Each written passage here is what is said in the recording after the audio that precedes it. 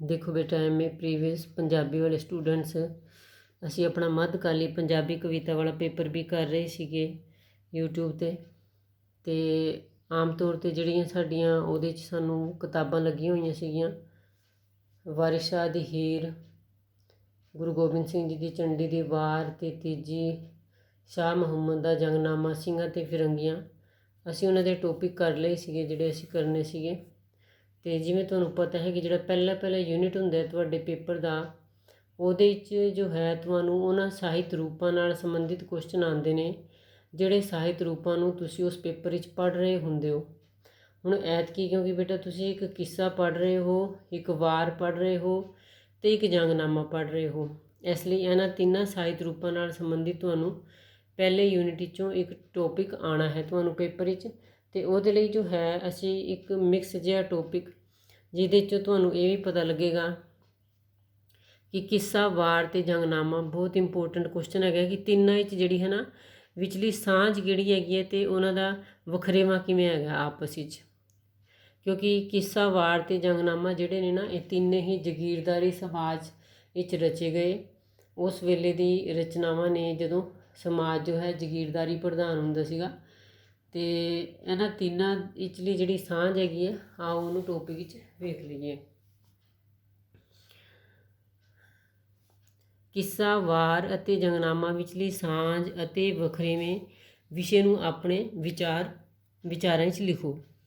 ਪੰਜਾਬੀ ਵਿੱਚ ਕਿੱਸਾ, ਵਾਰ ਅਤੇ ਜੰਗਨਾਮਾ ਤਿੰਨ ਅਜਿਹੀਆਂ ਸ਼ਕਤੀਸ਼ਾਲੀ ਲਹਿਰਾਂ ਹਨ ਜਿਨ੍ਹਾਂ ਨੇ ਪੰਜਾਬੀ ਲੋਕ ਜੀਵਨ ਨੂੰ ਵਿਸ਼ੇਸ਼ ਰੂਪ ਵਿੱਚ ਪ੍ਰਭਾਵਿਤ ਕੀਤਾ। ਤਿੰਨ ਦੇ ਤਿੰਨ ਤੁਹਾਨੂੰ ਪਤਾ ਹੈ ਕਿ ਕਾਫੀ ਸਮੇਂ ਤੋਂ ਤੁਸੀਂ ਆਪਣੇ ਪੰਜਾਬੀ ਦਾ ਜਿਹੜਾ ਤੁਹਾਡਾ ਸਿਲੇਬਸ ਹੈ ਉਹਦੇ ਤੁਸੀਂ ਕਿੱਸੇ ਅਤੇ ਵਾਰਾਂ ਪੜ੍ਹਦੇ ਆ ਰਹੇ ਹੋ।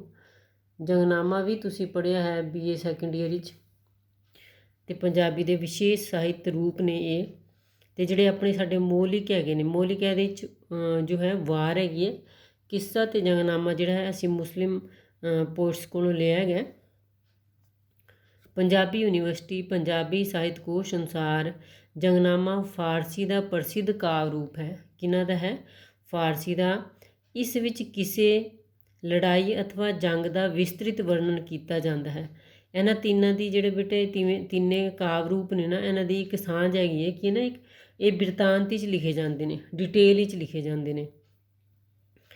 ਅਤੇ ਜੋ ਜੰਗਨਾਮਾ ਹੈ ਦੇਖੋ, ਇਸ ਵਿੱਚ ਕਿਸੇ ਲੜਾਈ ਅਥਵਾ ਜੰਗ ਦਾ ਵਿਸਤ੍ਰਿਤ ਡਿਟੇਲ ਵਿੱਚ ਵਰਣਨ ਕੀਤਾ ਜਾਂਦਾ ਹੈ। ਇਸ ਤਰ੍ਹਾਂ ਇਹ ਇਤਿਹਾਸ ਦਾ ਵੀ ਉਤਨਾ ਹੀ ਮਹੱਤਵਪੂਰਨ ਅੰਗ ਹੈ ਜਿੰਨਾ ਸਾਹਿਤ ਦਾ।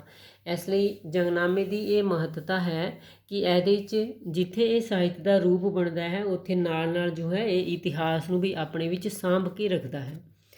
ਪੰਜਾਬੀ ਵਿੱਚ ਇਸ ਦੇ ਟਾਕਰੇ 'ਤੇ ਵਾਰਾਂ ਲਿਖੀਆਂ ਜਾਂਦੀਆਂ ਨੇ। ਮਤਲਬ ਕਿ ਜੰਗਨਾਮਿਆਂ ਦਾ ਪੰਜਾਬੀ ਲਿਟਰੇਚਰ ਵਿੱਚ ਜੇਕਰ ਕੋਈ ਸਾਹਿਤ ਰੂਪ ਮੁਕਾਬਲਾ ਕਰ ਸਕਦਾ ਉਹ ਵਾਰ ਹੈਗੀਆਂ ਨੇ। ਵਾਰ ਅਤੇ ਜੰਗਨਾਮੇ ਵਿੱਚ ਨਾ ਕੁਛ ਅੰਤਰ ਹੈਗੇ ਨੇ ਜਿਨ੍ਹਾਂ ਨੂੰ ਦੇਖ ਲਈਏ ਆਪਾਂ। ਪਹਿਲਾ ਹੈ, ਜੰਗਨਾਮੇ ਵਿੱਚ ਕੋਈ ਵਾਸਤਵਿਕ ਘਟਨਾ ਹੀ ਬਿਆਨ ਹੁੰਦੀ ਹੈ। ਜਦੋਂ ਮੈਂ ਤੁਹਾਨੂੰ ਜੰਗਨਾਮਾ ਸਿੰਘਾਂ ਅਤੇ ਫਿਰੰਗੀਆਂ ਕਰਾਇਆ ਉਸ ਵੇਲੇ ਮੈਂ ਤੁਹਾਨੂੰ ਦੱਸਿਆ ਸੀ ਕਿ ਇਹਦੇ 'ਚ ਜੋ ਹੈ ਇਤਿਹਾਸਕ ਘਟਨਾ ਹੀ, ਕੋਈ ਵਾਸਤਵਿਕ ਘਟਨਾ ਹੀ ਜਿਹੜੀ ਹੈ ਉਹ ਬਿਆਨ ਕੀਤੀ ਜਾਂਦੀ ਹੈ। ਪਰ ਵਾਰ ਜਿਹੜੀ ਹੁੰਦੀ ਹੈ ਨਾ, ਉਹਦੀ ਘਟਨਾ ਜਿਹੜੀ ਹੈ ਉਹ ਕਾਲਪਨਿਕ ਵੀ ਹੋ ਸਕਦੀ ਹੈ। ਜਿਵੇਂ ਗੁਰੂ ਗੋਬਿੰਦ ਸਿੰਘ ਜੀ ਨੇ ਵਾਰ, ਚੰਡੀ ਦੀ ਵਾਰ ਵਿੱਚ ਜੋ ਹੈ ਮਿਥਿਹਾਸ ਵਿੱਚੋਂ, ਮਾਰਕੰਡਾ ਪੁਰਾਣ ਵਿੱਚੋਂ ਉਹਨਾਂ ਨੇ ਕਹਾਣੀ ਲਈ, ਕਾਲਪਨਿਕ ਕਹਾਣੀ ਲਈ। ਇਸ ਤਰ੍ਹਾਂ ਵਾਰ ਦੀ ਜਿਹੜੀ ਕਹਾਣੀ ਹੈ ਉਹ ਕਾਲਪਨਿਕ ਵੀ ਹੋ ਸਕਦੀ ਹੈ। ਇੱਥੇ ਇਹ ਵੀ ਨਤੀਜਾ ਨਿਕਲਦਾ ਹੈ ਕਿ ਜੰਗਨਾਮੇ ਦੇ ਪਾਤਰ ਜਿਹੜੇ ਹੁੰਦੇ ਨੇ ਲਹੂ ਮਾਸ ਦੇ ਵਾਸਤਵਿਕ ਮਨੁੱਖ ਹੁੰਦੇ ਨੇ, ਪਰ ਵਾਰ ਵਿੱਚ ਇਹ ਮਿਥਿਹਾਸ ਵਿੱਚੋਂ ਲਏ ਜਾਂਦੇ ਨੇ। ਮਿੱਥ ਹੁੰਦੀ ਹੈ ਨਾ ਜਿਹੜੀਆਂ ਗੱਲਾਂ ਨੂੰ ਬਣਾਇਆ ਜਾਂਦਾ, ਜਿਵੇਂ ਦੁਰਗਾ, ਸੁੰਭ ਨਿਸੁੰਭ, ਸੂਮਰ ਨੈਣ, ਕਲ ਜਾਂ ਨਾਰਦ ਆਦਿ ਜਿਹੜੇ ਪਾਤਰ ਨੇ ਇਹ ਸਾਰੇ ਮਿਥਿਹਾਸਕ ਪਾਤਰ ਨੇ। ਮਿਥਿਹਾਸਕ ਹੁੰਦੀਆਂ ਨੇ ਜਿਹੜੀਆਂ ਗੱਲਾਂ ਨੂੰ ਬਣਾਇਆ ਜਾਂਦਾ ਹੈ। ਉਹਨਾਂ ਦੀ ਇਤਿਹਾਸਕ ਦੀ ਤਰ੍ਹਾਂ ਕੋਈ ਡੇਟ ਨਹੀਂ ਹੁੰਦੀ ਕਿ ਸੰਸਾਰ ਵਿੱਚ ਜੋ ਹੈ ਦੁਰਗਾ ਕਦੋਂ ਆਈ ਜਾਂ ਸੁੰਭ ਨਿਸੁੰਭ ਕਦੋਂ ਆਏ, ਕੋਈ ਤਰੀਕ ਨਹੀਂ ਹੈ ਇਹਨਾਂ ਦੇ ਆਉਣ ਦੀ, ਇਸ ਲਈ ਇਹ ਮਿਥਿਹਾਸਕ ਨੇ। ਸੈਕਿੰਡ ਦੇਖੋ ਬੇਟਾ, ਵਾਰ ਦਾ ਮੁੱਖ ਨਿਸ਼ਾਨਾ ਕਿਸੇ ਨਾਇਕ ਦਾ ਜਸ ਗਾਣਾ ਹੁੰਦਾ ਹੈ। ਵਾਰ ਜਿਹੜੀ ਹੁੰਦੀ ਹੈ ਨਾ, ਜਿਵੇਂ ਚੰਡੀ ਦੀ ਵਾਰ ਹੈ, ਮੁੱਖ ਨਿਸ਼ਾਨਾ ਵਾਰ ਦਾ ਕੀ ਹੁੰਦਾ ਹੈ? ਜਿਹੜਾ ਉਹਦਾ ਨਾਇਕ ਹੁੰਦਾ ਨਾ ਉਹਦੀ ਵਡਿਆਈ ਕਰਨਾ ਹੀ ਉਹਦਾ ਮੁੱਖ ਉਦੇਸ਼ ਹੁੰਦਾ ਹੈ। ਪਰ ਜੰਗਨਾਮੇ ਵਿੱਚ ਅਸਲ ਮੰਤਵ ਜੋ ਹੈ ਨਾ ਤਰੀਕੀ ਘਟਨਾ ਦਾ ਬਿਆਨ ਕਰਨਾ ਹੁੰਦਾ ਹੈ। ਪਰ ਜੰਗਨਾਮੇ 'ਚ ਅਜਿਹਾ ਨਹੀਂ ਹੁੰਦਾ ਕਿ ਨਾਇਕ ਦੀ ਜਿਹੜੀ ਹੈ ਦਾ ਜਸ ਗਾਇਆ ਜਾਣਾ ਹੈ। ਇਸ ਲਈ ਉਸ ਵਿੱਚ ਨਾਇਕ ਦੇ ਨਾਲ ਨਾਲ ਬਾਕੀ ਪਾਤਰਾਂ ਨੂੰ ਵੀ ਪੂਰੀ ਮਹੱਤਤਾ ਪ੍ਰਾਪਤ ਹੁੰਦੀ ਹੈ। ਇਸ ਲਈ ਕੀ ਹੁੰਦਾ ਹੈ, ਜੰਗਨਾਮੇ 'ਚ ਜੋ ਹੈ ਨਾਇਕ ਦੇ ਨਾਲ ਨਾਲ ਬਾਕੀ ਜਿਹੜੇ ਕਰੈਕਟਰ ਹੁੰਦੇ ਨੇ ਪੂਰੀ ਮਹੱਤਤਾ ਉਹਨਾਂ ਨੂੰ ਵੀ ਪ੍ਰਾਪਤ ਹੁੰਦੀ ਹੈ। ਥਰਡ ਪੁਆਇੰਟ ਨੂੰ ਦੇਖੋ, ਜੰਗਨਾਮੇ ਵਿੱਚ ਇਤਿਹਾਸਕ ਪੱਖ ਦਾ ਖਾਸ ਧਿਆਨ ਰੱਖਿਆ ਜਾਂਦਾ ਹੈ। ਠੀਕ ਹੈ ਨਾ, ਇਹ ਪਹਿਲਾਂ ਵੀ ਆਇਆ ਹੈ ਕਿ ਇਹ ਤਾਂ ਹੁਣ ਤੁਹਾਨੂੰ ਗੱਲ ਮੇਰੇ ਖਿਆਲ ਜੰਗਨਾਮਾ ਸਿੰਘਾਂ ਅਤੇ ਫਿਰੰਗੀਆਂ ਸੁਣ ਕੇ ਰੱਟ ਗਈ ਹੋਏਗੀ ਕਿ ਜੰਗਨਾਮੇ ਵਿੱਚ ਇਤਿਹਾਸਕ ਪੱਖ ਦਾ ਧਿਆਨ ਰੱਖਿਆ ਜਾਂਦਾ ਹੈ, ਜਿਵੇਂ ਲੜਾਈ ਦਾ ਅਸਥਾਨ, ਹਥਿਆਰਾਂ ਦਾ ਵਰਣਨ, ਨਫਾ ਨੁਕਸਾਨ ਜਾਂ ਅੰਤਿਮ ਜਿੱਤ ਆਦਿ ਸਾਰੇ ਸਿੱਟੇ ਕੱਢੇ ਜਾਂਦੇ ਨੇ ਜੰਗਨਾਮੇ 'ਚ। ਇੱਥੇ ਕਵੀ ਜੋ ਹੈ ਉਹ ਵਾਸਤਵਿਕਤਾ ਦੇ ਨੇੜੇ ਰਹਿਣ ਦਾ ਯਤਨ ਕਰਦਾ ਹੈ। ਕਵੀ ਕਿੱਥੇ ਰਹਿਣ ਦਾ ਯਤਨ ਕਰਦਾ ਹੈ? ਰਿਐਲਿਟੀ ਦੇ ਨੇੜੇ, ਕਿ ਉਹ ਸੱਚਾਈ ਬਿਆਨ ਕਰੇ। ਪਰ ਵਾਰ ਵਿੱਚ ਇਹਨਾਂ ਗੱਲਾਂ ਵੱਲ ਧਿਆਨ ਰੱਖਣ ਦੀ ਕੋਈ ਪਾਬੰਦੀ ਨਹੀਂ ਹੁੰਦੀ। ਕਵੀ ਕੇਵਲ ਅਜਿਹੀਆਂ ਘਟਨਾਵਾਂ ਹੀ ਬਿਆਨ ਕਰਦਾ ਹੈ ਜਿਸ ਵਿੱਚ ਨਾਇਕ ਦਾ ਪਲੜਾ ਭਾਰੀ ਰਹਿੰਦਾ ਹੈ। ਕਵੀ ਕਿਹੋ ਜਿਹਾ ਬਿਆਨ ਕਰਦਾ ਕਿ ਜਿਹਦੇ ਵਿੱਚ ਜੋ ਨਾਇਕ ਹੈ ਉਹਦਾ ਪਲੜਾ ਭਾਰੀ ਰਹੇ। ਉਹਨਾਂ ਦਾ ਜਿਹੜਾ ਸਟਰਕਚਰ ਹੈ ਵਾਰ, ਕਿੱਸਾ ਅਤੇ ਜੰਗਨਾਮੇ ਦਾ, ਉਹਦੇ 'ਚ ਆਪਾਂ ਜਦੋਂ ਛੰਦ ਵਿਧਾਨ ਦੀ ਗੱਲ ਕਰਦੇ ਹਾਂ ਨਾ ਕਿ ਛੰਦ ਕਿਹੜਾ ਯੂਜ਼ ਕੀਤਾ ਜਾਂਦਾ, ਕਿਉਂਕਿ ਇਹਨਾਂ ਲਈ ਪ੍ਰੋਪਰ ਛੰਦ ਹੁੰਦੇ ਨੇ। ਜੰਗਨਾਮਾ ਆਮ ਤੌਰ 'ਤੇ ਬੈਂਤ ਆਦਿ ਛੰਦ 'ਚ ਲਿਖਿਆ ਜਾਂਦਾ ਹੈ। ਕਿਹੜੇ ਛੰਦ 'ਚ? ਬੈਂਤ ਛੰਦ 'ਚ ਲਿਖਿਆ ਜਾਂਦਾ ਹੈ। ਅਤੇ ਪਰ ਵਾਰ ਜਿਹੜੀ ਹੈ ਨਾ ਉਹਦਾ ਛੰਦ ਜੋ ਹੈ ਉਹ ਪੌੜੀ ਹੁੰਦਾ ਹੈ। ਵਾਰ ਦਾ ਛੰਦ ਪੌੜੀ। ਬੁਨਿਆਦੀ ਰੂਪ ਵਿੱਚ ਜੰਗਨਾਮਾ ਅਤੇ ਵਾਰ ਦਾ ਅੰਤਰ ਇਹ ਹੈ ਕਿ ਜੰਗਨਾਮੇ ਵਿੱਚ ਕੇਵਲ ਜੰਗ ਦਾ ਬਿਆਨ ਕੀਤਾ ਗਿਆ ਹੁੰਦਾ ਹੈ। ਇਹ ਬਿਆਨ ਜਿੱਥੇ ਇੱਕ ਪਾਸੇ ਇਤਿਹਾਸਕ ਵੇਰਵੇ ਰੱਖਦਾ ਹੈ, ਉੱਥੇ ਦੂਜੇ ਪਾਸੇ ਲੜਾਈ ਦੇ ਨਫੇ ਨੁਕਸਾਨ ਦਾ ਬਿਊਰਾ ਵੀ ਸਾਨੂੰ ਜੋ ਹੈ ਦੱਸਦਾ ਹੈ। ਜਿਵੇਂ ਤੁਸੀਂ ਜੰਗਨਾਮਾ ਸਿੰਘਾਂ ਅਤੇ ਫਿਰੰਗੀਆਂ 'ਚ ਦੇਖਿਆ ਨਾ ਕਿ ਉਹਨਾਂ ਦਾ ਕੀ ਕੀ ਨੁਕਸਾਨ ਹੁੰਦਾ ਹੈ। ਅਤੇ ਇਸ ਦੇ ਉਲਟ ਵਾਰ ਭਾਵੇਂ ਲੜਾਈ ਨਾਲ ਸੰਬੰਧਿਤ ਕਿਉਂ ਨਾ ਹੋਵੇ, ਪਰ ਇਸ ਵਿੱਚ ਕੇਂਦਰੀ ਨੁਕਤਾ ਜੋ ਹੈ ਨਾ ਉਹਦੇ ਜਿਹੜਾ ਨਾਇਕ ਹੁੰਦਾ ਉਹਦੀ ਬਹਾਦਰੀ ਦਾ ਹੀ ਬਿਆਨ ਕਰਨਾ ਹੁੰਦਾ ਹੈ। ਆਪਣਾ ਇੱਕ ਪੰਜਾਬੀ ਦੇ ਵਿਦਵਾਨ ਡਾਕਟਰ ਗੁਰਦੇਵ ਸਿੰਘ ਜੰਗਨਾਮੇ ਪਿੱਛੇ ਕੰਮ ਕਰਦੇ ਕਾਰਗਰ ਕੁਛ ਤੱਥਾਂ ਦੀ ਗੱਲ ਕਰਦੇ ਨੇ ਜਿਹੜੇ ਜੰਗਨਾਮੇ ਲਈ ਜ਼ਰੂਰੀ ਹੁੰਦੇ ਨੇ। ਉਹਨਾਂ ਵਿੱਚ ਪਹਿਲਾ ਤੱਥ ਜੋ ਹੈ ਡਾਕਟਰ ਗੁਰਦੇਵ ਸਿੰਘ ਮੰਨਦੇ ਨੇ ਕਿ ਰਾਜਨੀਤਿਕ ਪੱਖਾਂ ਨਾਲ ਸੰਬੰਧਿਤ ਹੁੰਦਾ ਜੰਗਨਾਮਾ, ਰਾਜਨੀਤਿਕ ਤੱਥ। ਦੂਜਾ ਤੱਥ ਜਿਹੜਾ ਡਾਕਟਰ ਗੁਰਦੇਵ ਸਿੰਘ ਮੰਨਦੇ ਨੇ ਉਹ ਹੈ ਅਰਥਚਾਰਾ, ਮਤਲਬ ਕਿ ਆਰਥਿਕਤਾ ਨਾਲ ਸੰਬੰਧਿਤ। ਅਤੇ ਤੀਜਾ ਮਨੋਵਿਗਿਆਨਿਕ ਹੁੰਦਾ ਜੰਗਨਾਮਾ।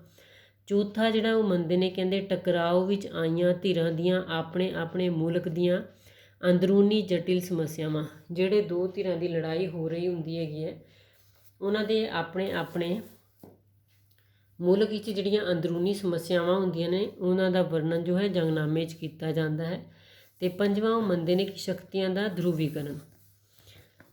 ਡਾਕਟਰ ਦੀਵਾਨ ਸਿੰਘ ਦਾ ਮੱਤ ਹੈ ਕਿ ਵਾਰ ਦੀ ਤਕਨੀਕ ਜਿਹੜੀ ਹੁੰਦੀ ਹੈ ਨਾ ਉਹ ਖਾਸ ਅਤੇ ਬਜਵੀਂ ਹੈ। ਹੁਣ ਬੇਟਾ ਇੱਥੇ ਨਾ ਪਿੱਛੇ ਅਸੀਂ ਜਿੱਥੇ ਛੰਦ ਕੀਤੇ ਨੇ ਉੱਥੇ ਤੁਹਾਨੂੰ ਦੱਸਦੇ ਕਿ ਵਾਰਿਸ ਸ਼ਾਹ ਦੀ ਜਿਹੜੀ ਹੀਰ ਹੈ ਨਾ ਉਹ ਵੀ ਬੈਂਤ ਛੰਦ 'ਚ ਲਿਖੀ ਗਈ ਹੈ।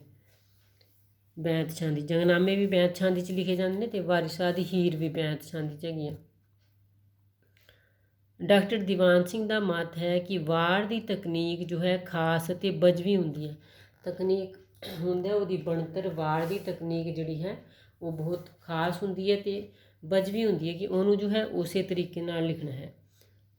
ਜਿਵੇਂ ਨਿਸ਼ਾਨੀ ਛੰਦ, ਪੌੜੀ ਦੀ ਵਰਤੋਂ।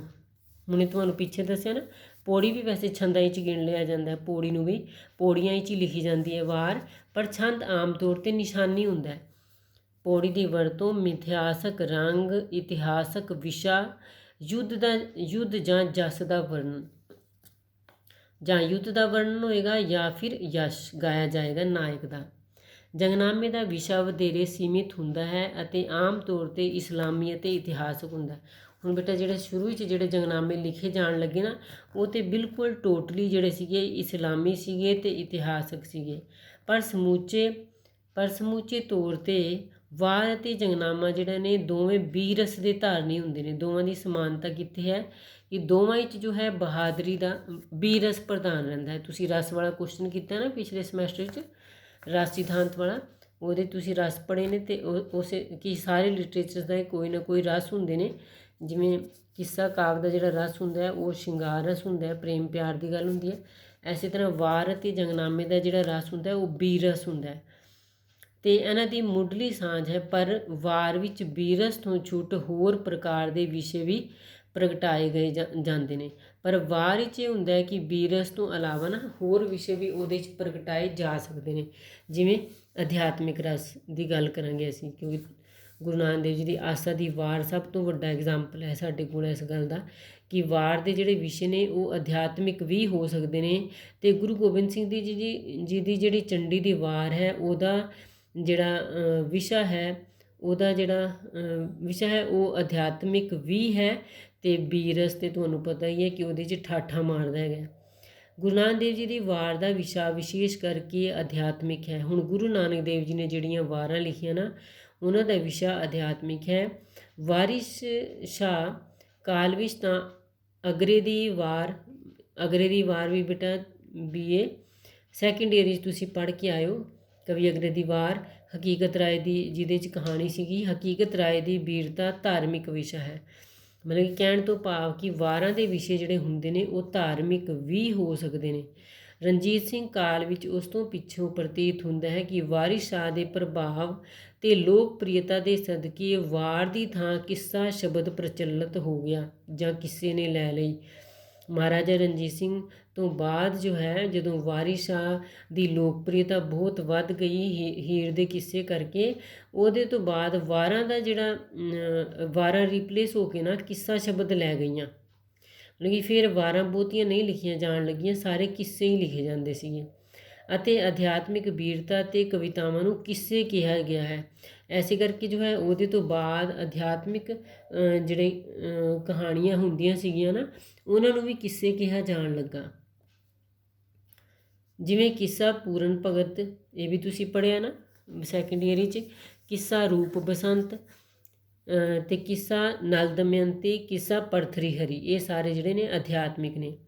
ਬਿਨਾਂ ਸ਼ੱਕ ਵੀਰਤਾ ਦੋ ਪ੍ਰਕਾਰ ਦੀ ਹੋ ਸਕਦੀ ਹੈ। ਮਤਲਬ ਕਿ ਇਸ ਗੱਲ ਵਿੱਚ ਕੋਈ ਸ਼ੱਕ ਨਹੀਂ ਕਿ ਬਹਾਦਰ ਅਸੀਂ ਦੋ ਤਰੀਕੇ ਨਾਲ ਹੋ ਸਕਦੇ ਹਾਂ। ਜਾਂ ਤਾਂ ਅਸੀਂ ਆਪਣੇ ਸਰੀਰ ਕਰਕੇ ਬਹਾਦਰ ਹੋ ਸਕਦੇ ਹਾਂ ਜਾਂ ਅਸੀਂ ਆਪਣੀ ਆਤਮਾ ਕਰਕੇ ਬਹਾਦਰ ਹੋ ਸਕਦੇ ਹਾਂ। ਇਸ ਲਈ ਵਾਰ ਵਿੱਚ ਜੇਕਰ ਸਰੀਰਕ ਸ਼ਕਤੀ ਦਾ ਵਰਣਨ ਹੋ ਰਿਹਾ ਉਹ ਵੀ ਸਹੀ ਹੈ, ਅਤੇ ਵਾਰ ਵਿੱਚ ਜੇਕਰ ਆਤਮਾ ਨਾਲ ਸੰਬੰਧਿਤ, ਪਰਮਾਤਮਾ ਨਾਲ ਸੰਬੰਧਿਤ ਗੱਲਾਂ ਹੋ ਰਹੀਆਂ ਨੇ ਤੇ ਉਹ ਵੀ ਸਹੀ ਹੈ। ਅਤੇ ਦੋ ਪ੍ਰਕਾਰ ਦੀ ਹੋ ਸਕਦੀ, ਸਰੀਰਕ ਜਾਂ ਸੈਨਿਕ ਜਾਂ ਆਤਮਿਕ ਜਾਂ ਆਚਾਰਨਕ। ਆਚਾਰਨਕ ਹੁੰਦਾ ਸਾਡੀ ਆਚਰਣ ਨਾਲ ਸੰਬੰਧਿਤ। ਵਾਰ ਅਤੇ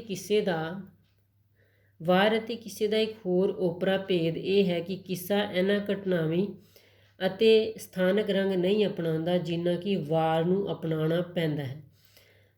ਕਿੱਸੇ ਵਿੱਚ ਮਿਥਿਹਾਸ ਦਾ ਜ਼ੋਰ ਹੁੰਦਾ ਹੈ ਅਤੇ ਵਾਰ ਵਿੱਚ ਇਤਿਹਾਸ ਦਾ। ਕਿੱਸੇ ਵਿੱਚ ਮਿਥਿਹਾਸ ਪਿਛਲੇ ਪਹਿਲਾਂ ਵੀ ਆਪਾਂ ਗੱਲ ਕਰ ਲਈ, ਬਣਾਈ ਹੋਈ ਗੱਲ ਹੁੰਦੀ ਹੈ, ਅਤੇ ਵਾਰ ਵਿੱਚ ਜੋ ਹੈ ਮਿਥਿਹਾਸ ਦਾ ਜ਼ੋਰ ਹੁੰਦਾ ਹੈ ਅਤੇ ਵਾਰ ਵਿੱਚ ਇਤਿਹਾਸ ਦਾ। ਕਿੱਸੇ ਵਿੱਚ ਮਿਥਿਹਾਸ ਅਤੇ ਵਾਰ ਵਿੱਚ ਇਤਿਹਾਸ। ਜਿੱਥੇ ਯਥਾਰਥਕ ਦੇ ਸਥਾਨਕ ਰੰਗ ਵਾਲੇ ਕਿੱਸੇ ਵੀ ਅਸਲ ਵਿੱਚ ਕਿਸੇ ਮਿਥਿਹਾਸਕ ਅਤੇ ਸਰਵ ਵਿਆਪਕ ਸੱਚਾਈ ਨੂੰ ਪ੍ਰਗਟਾਉਂਦੇ ਹਨ। ਜਿੱਥੇ ਸਥਾਨਕ ਅਤੇ ਇੱਕ ਮਿੰਟ, ਠੀਕ ਹੈ ਬੇਟਾ, ਮੈਨੂੰ ਕਨਫਿਊਜ਼ਨ ਹੋ ਰਿਹਾ ਸੀ, ਮੈਂ ਕਿਹਾ ਇਹ ਲਾਈਨ ਗਲਤ ਲਿਖੀ ਹੋਈ ਹੈ। ਅਸੀਂ ਪੜ੍ਹ ਰਹੇ ਸੀ ਕਿ ਕਿੱਸੇ ਵਿੱਚ ਮਿਥਿਹਾਸ ਦਾ ਜ਼ੋਰ ਹੁੰਦਾ ਹੈ ਅਤੇ ਵਾਰ ਵਿੱਚ ਇਤਿਹਾਸ ਦਾ। ਜਿੱਥੇ ਯਥਾਰਥਕ ਅਤੇ ਸਥਾਨਕ ਰੰਗ ਵਾਲੇ ਕਿੱਸੇ ਵੀ ਅਸਲ ਵਿੱਚ ਕਿਸੇ ਮਿਥਿਹਾਸ ਅਤੇ ਸਰਵ ਵਿਆਪੀ ਸੱਚਾਈ ਨੂੰ ਪ੍ਰਗਟਾਉਂਦੇ ਹਨ। ਮਤਲਬ ਕਿ ਜਿਹੜੇ ਕਿੱਸੇ ਹੁੰਦੇ ਹਨ ਉਹਨਾਂ ਵਿੱਚ ਮਿਥਿਹਾਸ ਅਤੇ ਕੋਈ ਨਾ ਕੋਈ ਸਰਵ ਵਿਆਪਕ ਸੱਚਾਈ ਵੀ ਪ੍ਰਗਟਾਈ ਜਾਂਦੀ ਹੈ। ਉੱਥੇ ਚੰਡੀ ਦੀ ਵਾਰ ਜਿਹੜੀ ਹੈ ਨਾ, ਬੇਸ਼ੱਕ ਉਹ ਮਿਥਿਹਾਸਕ ਹੈਗੀ ਹੈ, ਪਰ ਉਹਦਾ ਰੰਗ ਜਿਹੜਾ ਹੈ ਨਾ ਉਹ ਯਥਾਰਥਕ ਹੈ ਅਤੇ ਉਹ ਬੜੀ ਠੋਸ ਰਚਨਾ ਹੈ। ਅਤੇ ਫਿਰ ਹੈ ਕਿ ਇਸ ਤਰ੍ਹਾਂ ਕਿੱਸਾ ਅਤੇ ਵਾਰ ਆਪੋ ਵਿੱਚ ਮੁੱਢਲੇ ਤੌਰ 'ਤੇ ਰਲਗੱਡ ਹੋ ਜਾਂਦੇ ਨੇ। ਇਸ ਤਰ੍ਹਾਂ ਜਿਹੜਾ ਹੈ ਨਾ ਇਹਨਾਂ ਦਾ ਸਰੂਪ ਜੋ ਹੈ ਮਿਕਸ ਹੋ ਜਾਂਦਾ ਹੈ, ਦੋਵਾਂ ਦਾ, ਕਿੱਸੇ ਦਾ ਅਤੇ ਵਾਰ ਦਾ ਆਪਸ ਵਿੱਚ ਕੀ ਹੋ ਜਾਂਦੇ ਨੇ, ਇਹ ਰਲਗੱਡ ਹੋ ਜਾਂਦੇ ਨੇ। ਅਤੇ ਇੱਕੋ ਕਾਵਿ ਰਚਨਾ ਦੀ ਸ਼੍ਰੇਣੀ ਬਣ ਜਾਂਦੇ ਨੇ, ਕਿੱਸਾ ਵੀ ਅਤੇ ਵਾਰ ਵੀ। ਨਾਂ ਦਾ ਹੀ ਸਿਰਫ ਫਰਕ ਰਹਿ ਜਾਂਦਾ ਅਤੇ ਨਾਂ ਵਿੱਚ ਕਹਿੰਦੇ ਕਿ ਕੋਈ ਬਹੁਤਾ ਉਹ ਨਹੀਂ ਕਿ ਚਾਹੇ ਤੁਸੀਂ ਕਿੱਸਾ ਕਹਿ ਲਓ ਚਾਹੇ ਵਾਰ ਕਹਿ ਲਓ। ਆਲੋਚਨਾ ਦਾ ਕੰਮ ਅਸਲੀਅਤ ਤੱਕ ਪਹੁੰਚਣਾ ਹੁੰਦਾ ਹੈ। ਆਲੋਚਨਾ ਦਾ ਕੰਮ ਅਸਲੀਅਤ ਤੱਕ ਪਹੁੰਚਣਾ ਹੈ। ਭਾਈ ਗੁਰਦਾਸ ਵੀ ਤੁਹਾਨੂੰ ਪਤਾ ਹੈ ਕਿ ਗੁਰੂ ਸਾਹਿਬਾਨ ਵਾਂਗ ਕਿਸੇ ਬਾਹਰਲੇ ਯੁੱਧ ਦੀ ਥਾਂ ਅੰਦਰਲੇ ਘੋਲ ਲਈ ਅਧਿਆਤਮਿਕ ਵਿਸ਼ਿਆਂ ਨੂੰ ਵਾਰ ਵਿੱਚ ਵਰਤਿਆ ਅਤੇ ਇਹਨਾਂ ਸਭ ਮਹਾਨ ਕਵੀਆਂ ਨੇ ਆਪਣੇ ਇਸ ਬਿਆਨ ਲੋਕ ਕਾਵਿ ਨੂੰ ਵਾਰ ਦਾ ਨਾਂ ਦਿੱਤਾ। ਹੁਣ ਬੇਟਾ ਤੁਹਾਨੂੰ ਯਾਦ ਹੋਏਗਾ ਓਨਰਸ ਵਾਲੇ ਬੱਚੇ ਤੁਸੀਂ ਭਾਈ ਗੁਰਦਾਸ ਦੀਆਂ ਵਾਰਾਂ ਵੀ ਪੜ੍ਹ ਕੇ ਆਇਓ ਅਤੇ ਭਾਈ ਗੁਰਦਾਸ ਦੀਆਂ ਵਾਰਾਂ ਵਿੱਚ ਵੀ ਜਿਹੜਾ ਵਰਣਨ ਹੈ ਉਹ ਅਧਿਆਤਮਿਕ ਵਾਰਾਂ ਨੇ ਭਾਈ ਗੁਰਦਾਸ ਦੀਆਂ ਸਾਰੀਆਂ ਬੀਰਸੀ ਵਾਰਾਂ ਨਹੀਂ ਹੈਗੀਆਂ ਭਾਈ ਗੁਰਦਾਸ ਦੀਆਂ ਅਧਿਆਤਮਿਕ ਵਾਰਾਂ ਨੇ। ਅਤੇ ਫਿਰ ਹੈ ਤੋ ਇਸ ਤੋਂ ਪਹਿਲਾਂ ਕਿ ਪੰਜਾਬੀ ਬਿਆਨੀਆ ਕਾਵਿ ਦਾ ਨਾਂ ਕਿੱਸਾ ਪ੍ਰਚਲਿਤ ਹੁੰਦਾ। ਬਿਆਨੀਆ ਕਾਵਿ ਹੁੰਦਾ ਜਿਸ ਲਿਟਰੇਚਰ ਨੂੰ ਡਿਟੇਲ ਵਿੱਚ ਲਿਖਿਆ ਜਾਂਦਾ।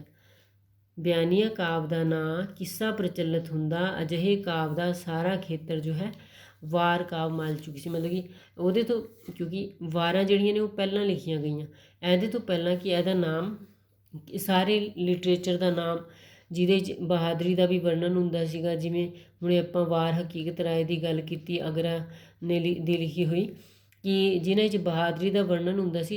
ਇਹਦੇ ਤੋਂ ਪਹਿਲਾਂ ਕਿ ਉਹਨਾਂ ਦਾ ਨਾਮ ਕਿੱਸਾ ਪੈਂਦਾ, ਉਹ ਪਹਿਲਾਂ ਇਹਦੇ ਤੋਂ ਪਹਿਲਾਂ ਕਿ ਉਹਨਾਂ ਦਾ ਨਾਮ ਵਾਰ ਪੈਂਦਾ, ਉਹ ਕਿੱਸਾ ਰੂਪ ਵਿੱਚ ਪ੍ਰਚਲਿਤ ਹੋ ਗਈਆਂ ਸੀਗੀਆਂ। ਅਤੇ ਅਜਿਹੇ ਕਾਵਿ ਦਾ ਸਾਰਾ ਖੇਤਰ ਜੋ ਹੈ ਵਾਰ ਕਾਵਿ ਮੱਲ ਚੁੱਕੀ ਸੀ।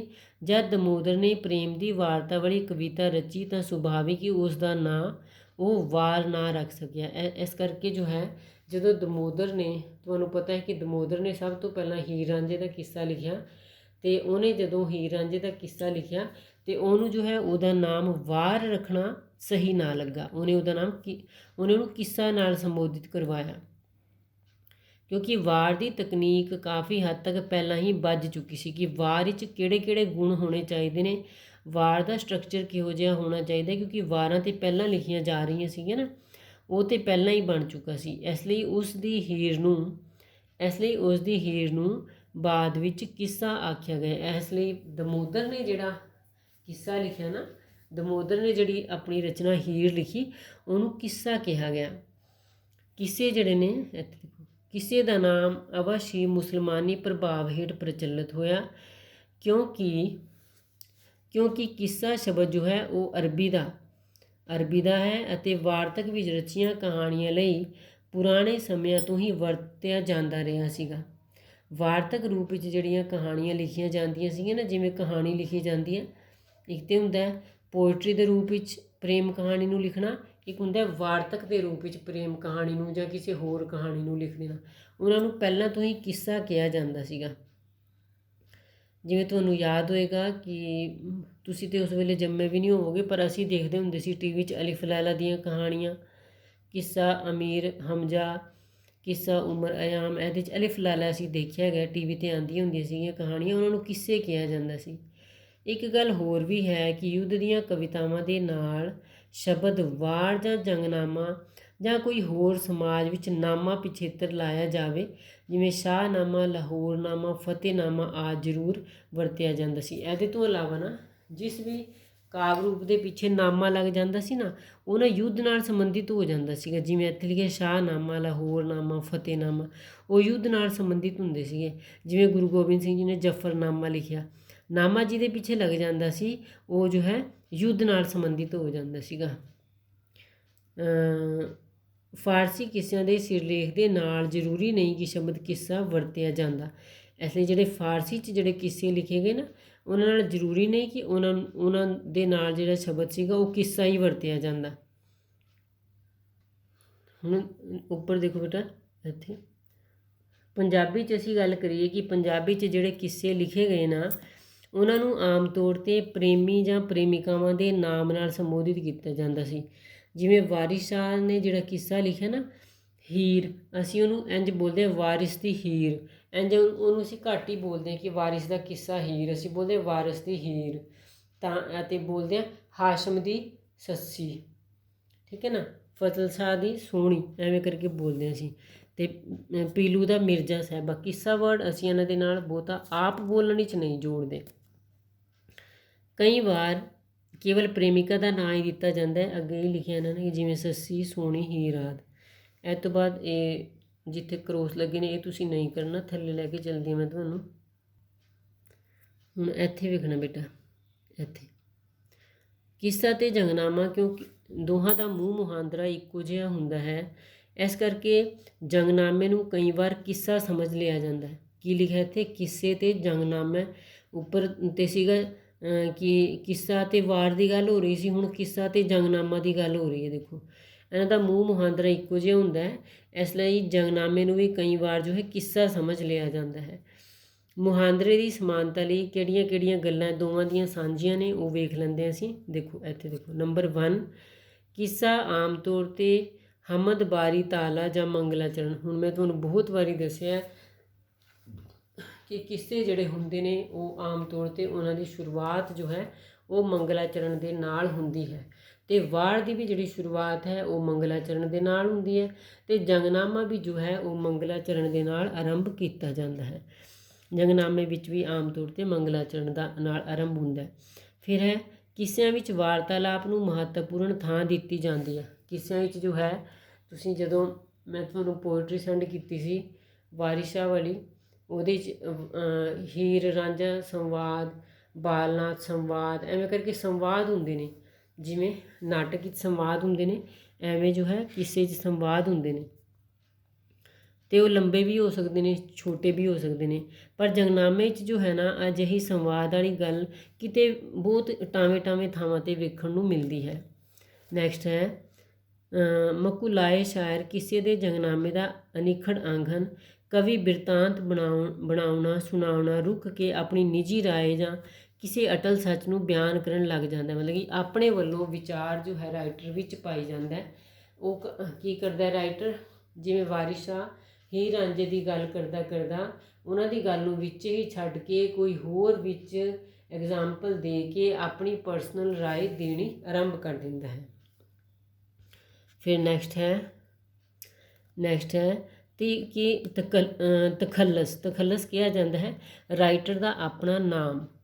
ਜਿਵੇਂ ਵਾਰਿਸ ਸ਼ਾਹ ਆਪਣਾ ਕਿੱਸਾ ਲਿਖਦਾ ਆਪਣਾ ਨਾਮ ਪਾ ਦੇਵੇ ਵਿੱਚ, ਵਾਰ ਦਾ ਰਾਈਟਰ ਵਾਰ ਦਾ ਨਾਮ ਪਾ ਦੇਵੇ। ਬਹੁਤ ਲੰਬੀ ਹੋ ਗਈ ਵੀਡੀਓ, ਮੈਂ ਧਿਆਨ ਹੀ ਨਹੀਂ ਕੀਤਾ। ਫਿਰ ਹੈ ਯਾਰਾਂ ਦੋਸਤਾਂ ਦੀ ਫਰਮਾਇਸ਼ 'ਤੇ ਕਿੱਸੇ ਅਤੇ ਜੰਗਨਾਮੇ ਲਿਖੇ ਜਾਂਦੇ ਨੇ। ਅਟਲ ਸੱਚਾਈਆਂ ਕਿੱਸਾ ਕਾਵਿ ਅਤੇ ਜੰਗਨਾਮਾ ਉੱਥੇ ਭਰਤੀ ਕਰਦਾ ਹੈ ਜਦੋਂ ਬਿਰਤਾਂਤ ਦੇ ਕਿਸੇ ਘਟਨਾ ਵਿਸ਼ੇਸ਼ ਦੀ ਪੁਸ਼ਟੀ ਕਰਨੀ ਹੁੰਦੀ ਹੈ, ਜਦੋਂ ਆਪਣੀ ਗੱਲ ਨੂੰ ਦ੍ਰਿੜਤਾ ਨਾਲ ਪੇਸ਼ ਕਰਨਾ ਹੁੰਦਾ, ਉੱਥੇ ਫਿਰ ਜੋ ਹੈ ਉਹਨਾਂ 'ਚ ਅਟਲ ਸੱਚਾਈਆਂ ਪੇਸ਼ ਕੀਤੀਆਂ ਜਾਂਦੀਆਂ ਨੇ। ਠੀਕ ਹੈ ਨਾ ਬੇਟਾ। ਹੁਣ ਲਾਸਟ ਵਿੱਚ ਦਿਖਾ ਕੇ ਬੰਦ ਕਰਦੀ ਹਾਂ ਬਸ, 1-2 ਮਿੰਟ ਦੀ ਬਣਾਉਣੀ ਪਏਗੀ, ਨਹੀਂ ਤਾਂ ਲਿੰਕ ਟੁੱਟ ਜਾਏਗਾ ਵਿੱਚੋਂ ਦੀ। ਦੇਖੋ ਇੱਥੇ ਦੇਖੋ, ਪ੍ਰੋਫੈਸਰ ਪਿਆਰਾ ਸਿੰਘ ਭੋਗਲ ਵੀ ਇਸ ਸੰਬੰਧੀ ਆਪਣੇ ਵਿਚਾਰ ਪ੍ਰਗਟ ਕਰਦੇ ਹਨ ਕਿ ਸ਼ਾਹ ਮੁਹੰਮਦ ਦੀ ਜਿਹੜੀ ਰਚਨਾ ਹੈ ਨਾ, ਰਚਨਾ ਉਹ ਵਾਰ ਨਹੀਂ ਕਿੱਸਾ ਹੈ। ਕਿਉਂ? ਇਸ ਦੀ ਸ਼ੈਲੀ, ਇਸ ਦਾ ਪੈਟਰਨ ਕਿੱਸੇ ਵਾਲਾ ਹੈ, ਕਹਿੰਦਾ ਵਾਰ ਵਾਲਾ ਨਹੀਂ ਹੈ। ਪਿਆਰਾ ਸਿੰਘ ਭੋਗਲ ਕਹਿ ਰਿਹਾ। ਪ੍ਰਿੰਸੀਪਲ ਸੀਤਾਰਾਮ ਕੋਹਲੀ ਵੀ ਇਹਨੂੰ ਕਿੱਸਾ ਮੰਨਦੇ ਨੇ। ਉਹ ਕੀ ਕਹਿੰਦਾ ਸਿਰਫ ਯੁੱਧ ਦਾ ਵੇਰਵਾ ਹੋਣ ਕਰਕੇ ਕੋਈ ਰਚਨਾ ਵਾਰ ਨਹੀਂ ਬਣ ਜਾਂਦੀ, ਅਤੇ ਨਾ ਹੀ ਯੁੱਧ ਦਾ ਵੇਰਵਾ ਹੋਣ ਕਰਕੇ ਉਹ ਵਾਰ ਕਹਾਉਣ ਦਾ ਹੱਕ ਗਵਾ ਬੈਠਦੀ ਹੈਗੀ ਹੈ। ਠੀਕ ਹੈ ਨਾ, ਕਿ ਜਿਵੇਂ ਆਸਾ ਦੀ ਵਾਰ ਸਾਡੇ ਕੋਲ ਇਹਦਾ ਐਗਜ਼ਾਮਪਲ ਹੈਗੀ ਹੈ। ਸਾਡੀ ਰਾਏ ਇਹ ਹੈ ਕਿ ਇਹ ਰਚਨਾ ਵਾਰ ਨਹੀਂ ਹੈ। ਜਿਹੜੇ ਲੋਕ ਇਹਨੂੰ ਵਾਰ ਜਾਂ ਜੰਗਨਾਮਾ ਕਹਿੰਦੇ ਹਨ ਉਹ ਇਸ ਕਰਕੇ ਕਹਿੰਦੇ ਹਨ, ਜਿਹੜੇ ਲੋਕ ਇਹਨੂੰ ਸ਼ਾਹ ਮੁਹੰਮਦ ਦੀ ਵਾਰ ਨੂੰ ਵਾਰ ਜਾਂ ਜੰਗਨਾਮਾ ਕਹਿੰਦੇ ਹਨ ਉਹ ਇਸ ਕਰਕੇ ਕਹਿੰਦੇ ਹਨ ਕਿ ਸ਼ਾਹ ਮੁਹੰਮਦ ਨੇ ਇਸ ਰਚਨਾ ਵਿੱਚ ਯੁੱਧ ਦਾ ਵਰਣਨ ਕੀਤਾ ਹੈ, ਪਰ ਯੁੱਧ ਦੇ ਬਿਆਨ ਕਰਨ ਨਾਲ ਹੀ ਕਿਸੇ ਰਚਨਾ ਨੂੰ ਵਾਰ ਦਾ ਦਰਜਾ ਪ੍ਰਾਪਤ ਨਹੀਂ ਹੋ ਸਕਦਾ, ਅਤੇ ਨਾ ਹੀ ਯੁੱਧ ਦਾ ਬਿਆਨ ਕੀਤੇ ਜਾਣ ਕਰਕੇ ਕਿਸੇ ਰਚਨਾ ਨੂੰ ਵਾਰ ਹੋਣ ਦਾ ਹੱਕ ਖਤਮ ਹੋ ਜਾਂਦਾ। ਇਹਦਾ ਐਗਜ਼ਾਮਪਲ ਅਸੀਂ ਕਰ ਲਿਆ ਗੁਰੂ ਨਾਨਕ ਦੇਵ ਜੀ ਦੀ ਆਸਾ ਦੀ ਵਾਰ। ਅਤੇ ਫਿਰ ਹੈ ਕਿ ਆਸਾ ਦੀ ਵਾਰ ਜਿਹੜੀ ਹੈ, ਆਸਾ ਦੀ ਵਾਰ ਵਾਰ ਹੈ ਭਾਵੇਂ ਉਹਦੇ 'ਚ ਯੁੱਧ ਦਾ ਵਰਣਨ ਨਹੀਂ।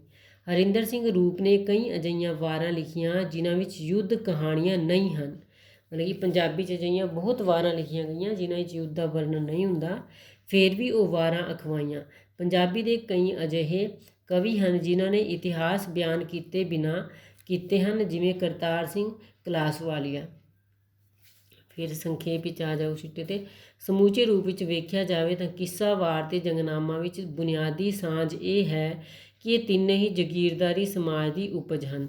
ਤਿੰਨਾਂ ਦਾ ਸੰਬੰਧ ਐਸੇ ਸ਼੍ਰੇਣੀ ਨਾਲ ਹੈ ਜੰਗ ਯੁੱਧ ਜਗੀਰਦਾਰ ਹੀ ਲੜਦੇ ਸਨ ਅਤੇ ਪਿਆਰ ਕਹਾਣੀਆਂ ਵੀ ਇਹਨਾਂ ਲੋਕਾਂ ਦੀਆਂ ਉਡਾਈਆਂ ਹੋਈਆਂ ਸਨ। ਐਸੇ ਕਰਕੇ ਤਿੰਨੇ ਕਾਵਿ ਰੂਪ ਇੱਕੋ ਸਮੇਂ ਉਤਪੰਨ ਹੋਏ ਅਤੇ ਤਿੰਨੇ ਇੱਕੋ ਸ਼੍ਰੇਣੀ ਦੀ ਪ੍ਰਤੀਨਿਧਤਾ ਕਰਦੇ ਹਨ। ਠੀਕ ਹੈ ਨਾ, ਇੰਨਾ ਜ਼ਰੂਰ ਹੈ ਕਿ ਕਾਵਿ ਵਿਸ਼ਾ ਦੇ ਪੱਖੋਂ ਇਹ ਤਿੰਨੇ ਜਿਹੜੇ ਨੇ ਵੱਖ-ਵੱਖ ਨੇ। ਠੀਕ ਹੈ, ਬਸ ਇੱਥੇ ਤੱਕ ਤੁਸੀਂ ਇਹਨੂੰ ਕਰਨਾ ਹੈ। ਇਹਨੂੰ ਤੁਸੀਂ ਆਪਣਾ ਸਿੱਟਾ ਬਣਾ ਕੇ ਪੇਸ਼ ਕਰ ਦੇਣਾ। ਅਤੇ ਓਕੇ ਬੇਟਾ, ਥੈਂਕ ਯੂ।